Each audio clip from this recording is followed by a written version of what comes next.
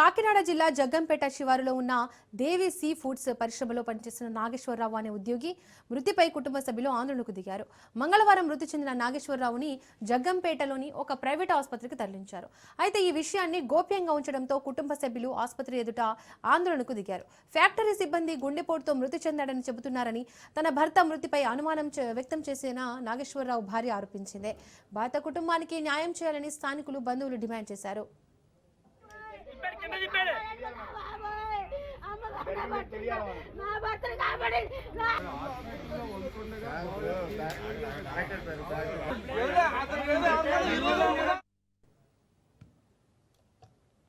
కంపెనీలో జరిగినటువంటి దారుణం మరి బి షిఫ్ట్ లో నడిపెల్లి నాగేశ్వరరావు అనే మా ఊరి గ్రామానికి సంబంధించిన ఒక వ్యక్తి డ్యూటీలో ఉంటుండగా అనుమానాస్పదంగా ఎలా చనిపోయాడు అన్నది మాకు తెలియదు.